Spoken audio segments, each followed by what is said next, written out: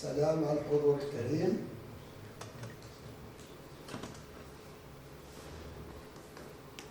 On va écouter notre doctorant Mohamed Lamine Merhi pour la soutenance de sa thèse sous le titre Modélisation asymptotique des problèmes d'évolution par les dérives fractionnaires conformes. Le jury devant un jury composé de Monsieur de Barrabah, أستاذ محاضر جامعة 8 ماي 45. بروفيسور غزال أحمد مركز الجامعة عبد الحفيظ بوصوف. بروفيسور مصباحي سليم جامعة فرحات عباس سطيف. Professeur Mohamed Zine Issaoui, président du jury.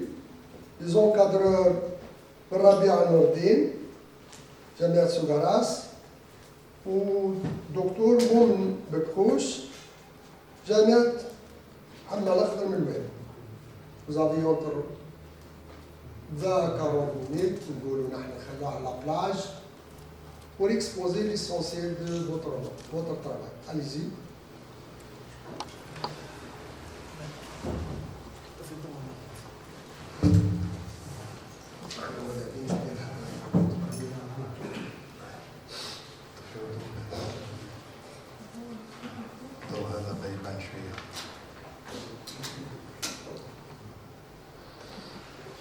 Bon, salam alaikum.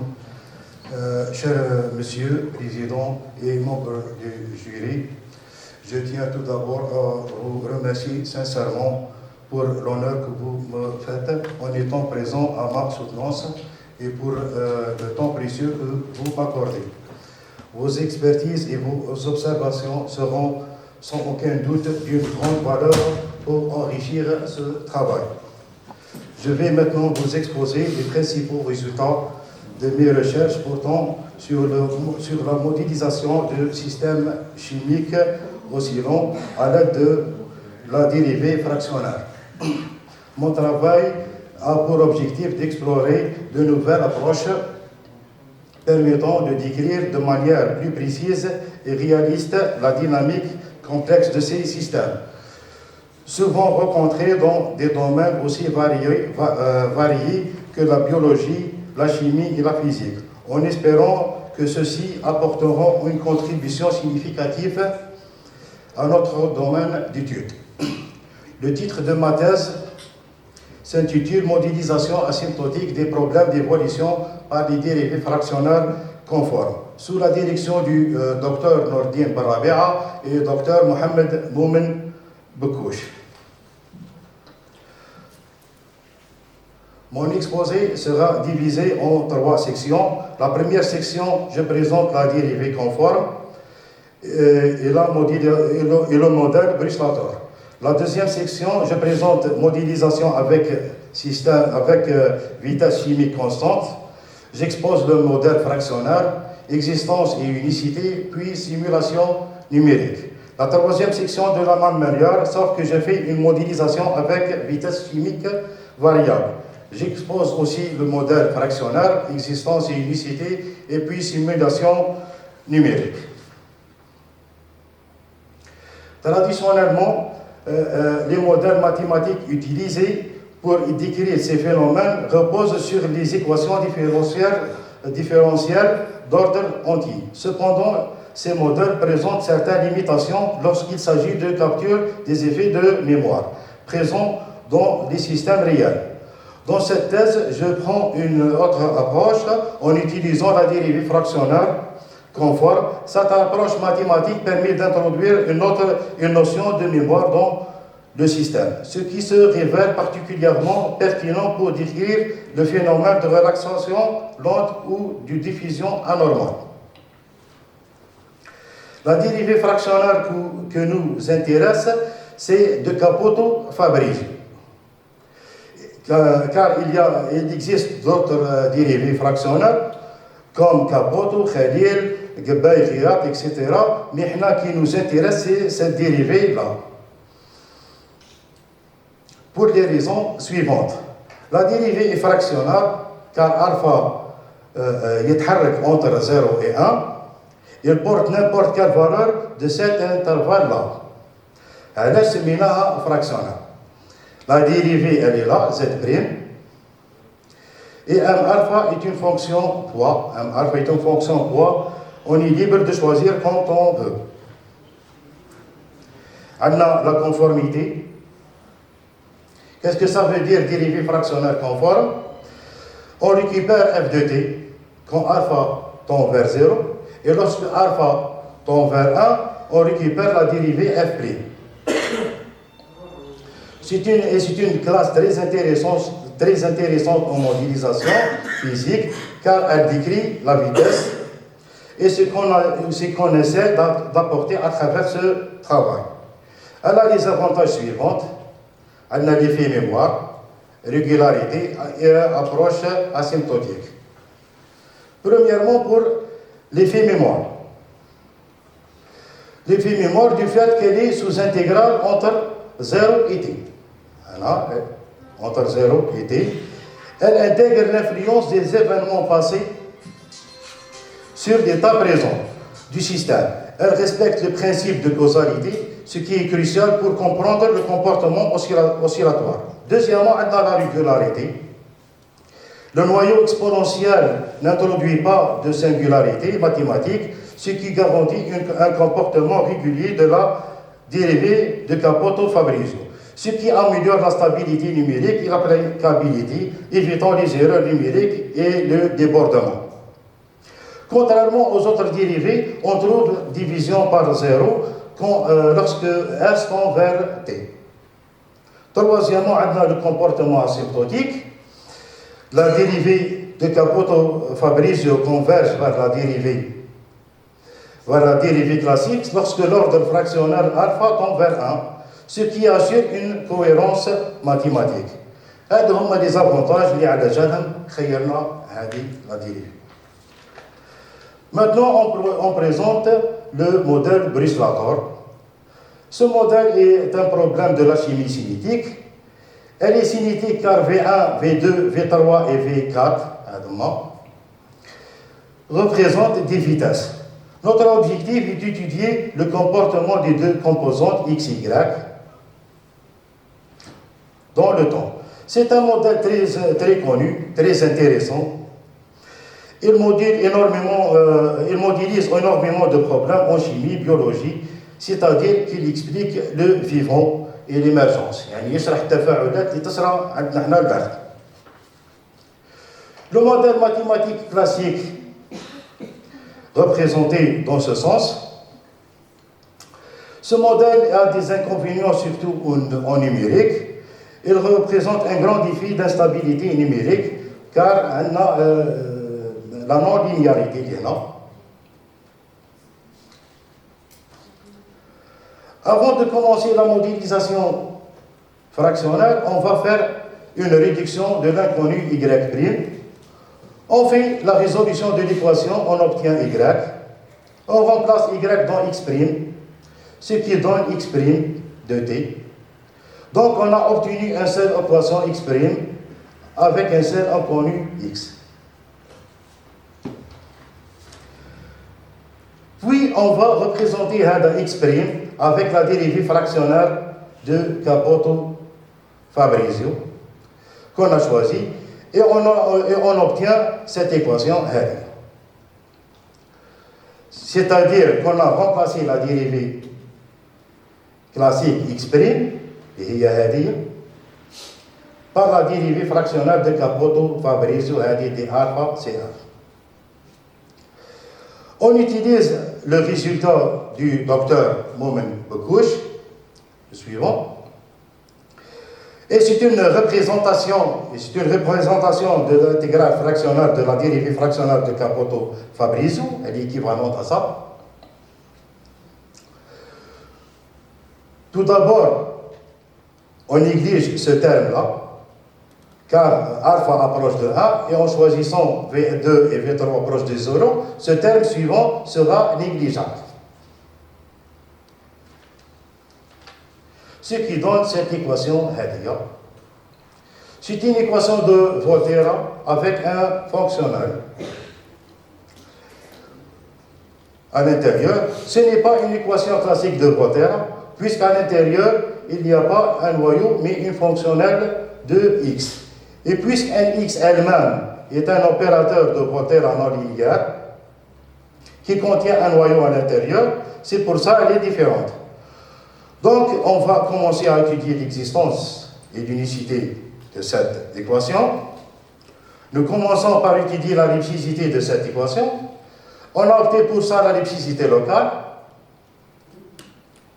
On a opté pour ça la lipsicité locale car on ne peut pas obtenir mieux. Nous montrons ceci condition, nous définissons cette boule très spéciale dans notre problème, que Nx est lipsésienne localement sur n'importe quelle boule de la forme Hadr.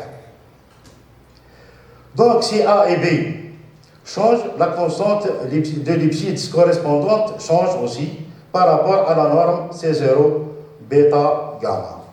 La difficulté de notre travail, c'est ce résultat-là, et lorsque N est lipschitzienne, l'équation admet une unique solution, et c'est une technique classique à résoudre. On a résolu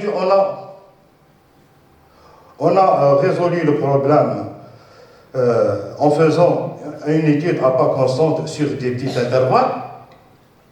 Maintenant, on passe à la simulation numérique. On utilise la méthode de Nystrom. Pour cela, nous définissons les nœuds, les poids. Et une fois appliqué la méthode de Nystrom sur notre équation, cette méthode nous donne les XI.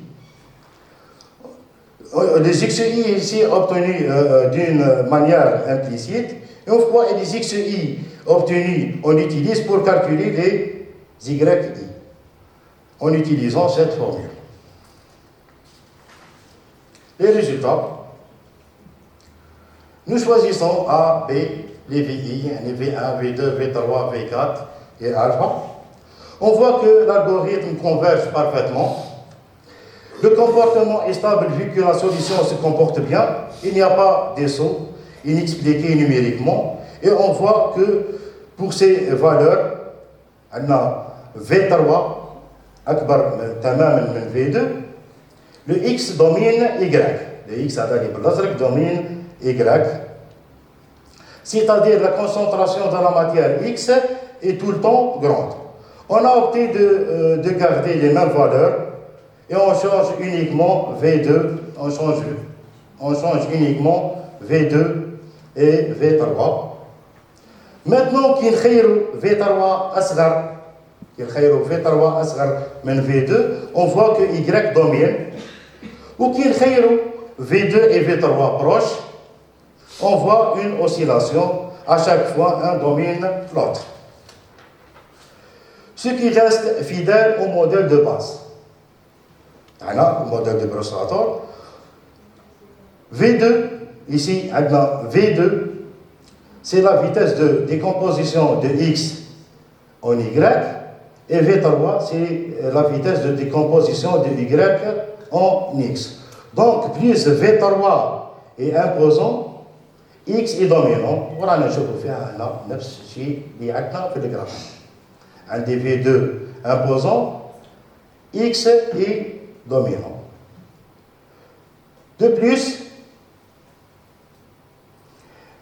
si V2 est imposant, Y est dominant. ورانا نشوفوا فيها هنا في الجراف تاعنا نفس الشيء. Ici sont proches, il y a une oscillation. يعني CV2 كبير, c'est la destruction de X et la formation de Y. CV2, V3 كبير, c'est la destruction de Y et la formation de X. Maintenant, on va faire une comparaison. On fait une comparaison entre les tests expérimentaux de Rajiv et nos résultats.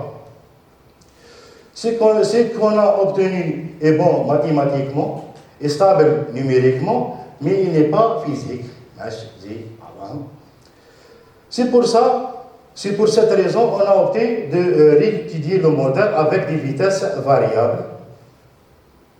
Pourquoi on doit imposer des vitesses variables? Il y a des facteurs influençant la vitesse de réaction, comme la concentration des réactifs, la température, la pression et les catalyseurs. On va maintenant suivre les mêmes étapes qu'auparavant. وشي لهنا عندنا des VI تاعنا حنا كانوا قبيله دي constantes. Maintenant ce sont des variables V1 de t, V2 de t, V3 de t, etc. Donc avec les vitesses en fonction du temps كنا نتبعوا نفس ما خدمنا من قبيله. عندنا la réduction d'inconnu, هنا modèle fractionnaire. نفس الشيء, on a utilisé le résultat de Moment-Bekusch suivant. On a négligé ce terme-là بنفس الشروط تاع قبيله وخرجت لنا l'équation de Voltaire avec un fonctionnaire هنا نفس ما خدمنا قبيله. voilà نفس les étapes. À l'électricité locale, la solution analytique. On a fait la méthode de Nystrom, le système 1, les X et Y, le système 2, les Y, Y. Et voilà les résultats, simulation numérique TAI. Donc, avec les vitesses en fonction de t, ou du temps, on a capté toutes les oscillations اللي ما كناش قادرين نشوفوهم في الموديل.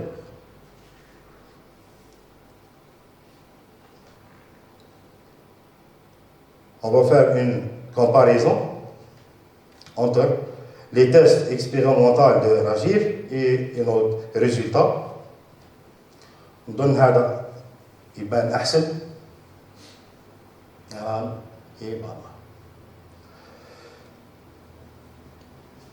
Elle est bonne mathématiquement, et stable numériquement, et elle est une solution physique.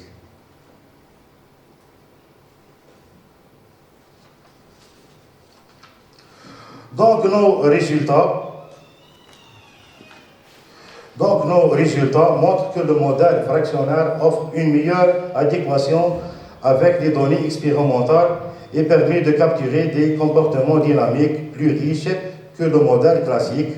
En particulier, on a pu mettre en évidence l'influence de l'ordre de la dérivée fractionnaire sur la fréquence et l'amplitude des oscillations. Ces travaux ouvrent de nouvelles perspectives pour la modélisation de systèmes complexes et pour y trouver des applications dans divers domaines tels que l'optimisation de processus industriels ou la compréhension de mécanismes biologiques. Voici quelques références. Et enfin, je vous remercie beaucoup pour votre attention.